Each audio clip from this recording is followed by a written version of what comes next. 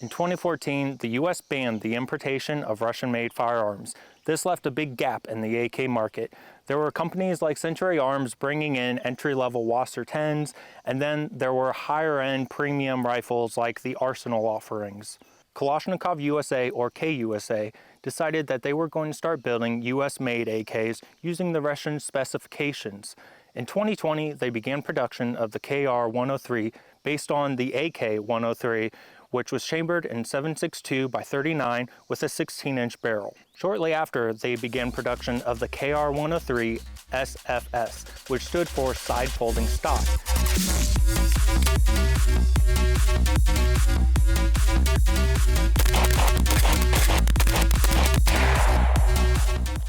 This was exactly like the AK-103, had a chrome-lined cold hammer forged barrel, and the only thing that it was missing was super semi-automatic mode. The AK-100 series of rifles was introduced in 1994. Notably, this was the last generation of AKs that Mikhail Kalashnikov himself worked on. These rifles were offered in 5.56 NATO, 7.62 by 39 like we have here, 5.45 by 39, and they came in a configuration with either a full-length 16-inch barrel like we have here or a short barrel.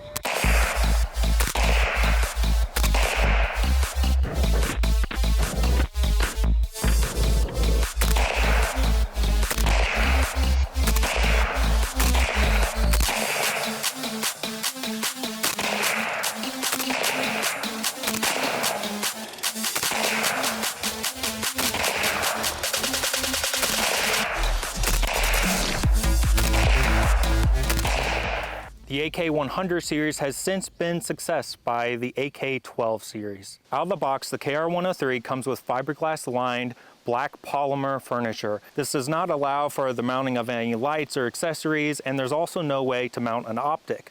This redwood furniture came straight from KUSA.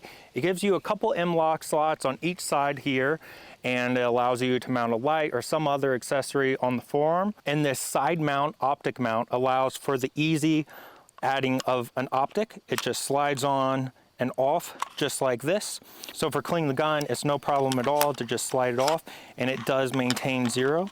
So you just slide it on, fold that down. And of course, these subtle changes don't give you the same modularity as an AR platform by any means, but it does retain some of that classic AK old school look with the wood and everything, but then you can mount your light, your optic, just the basic stuff, and it gives it kind of that space AK look, which I just think is a really beautiful, cool kind of neo retro look.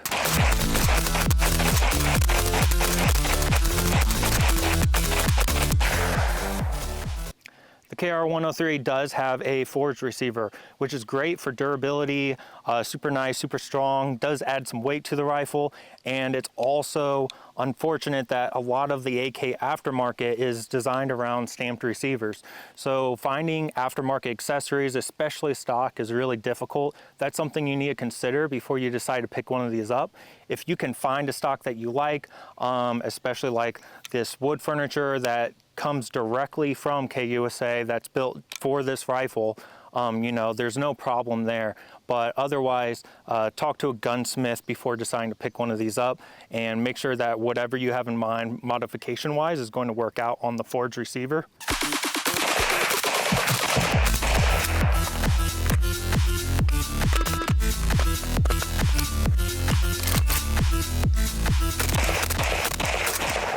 Build quality on the KUSA guns is really nice.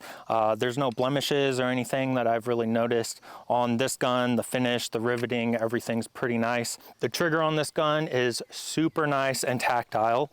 So we're unloaded here, and there is an extremely light take up and a very definite wall and a very crisp break. Reset, immediately comes back to the wall. There's no take up from there, and another crisp break.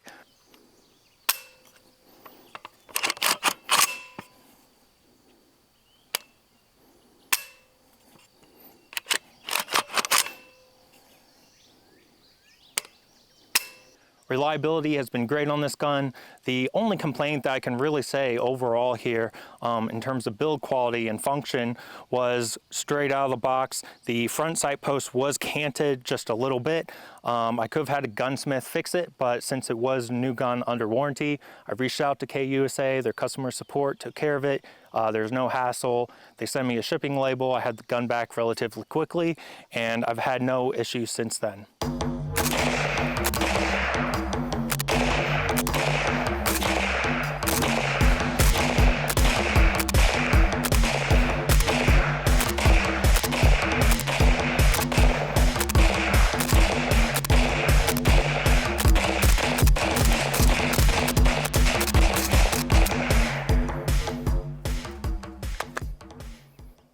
Before I give you concluding thoughts, there is some talk of KUSA going out business.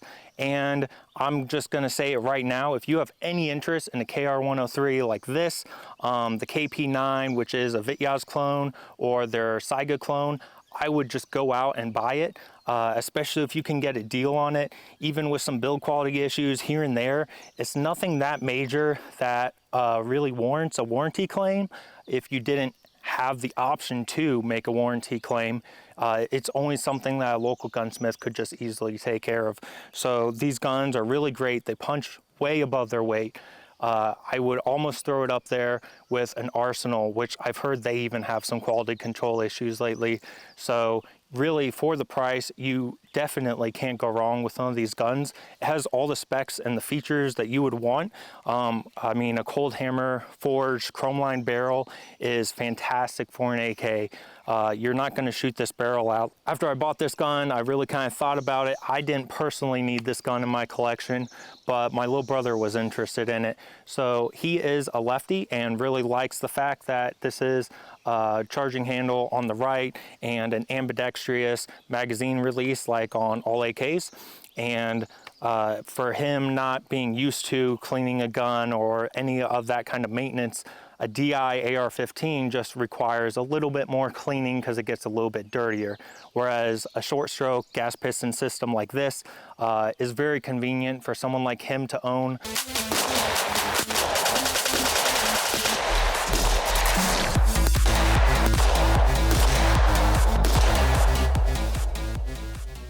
It's also just a cool platform. If you're an AR guy and you've never had something like this, it is a little bit different. It will take a little bit getting used to, but you'll really enjoy something just a little bit different once you get used to it.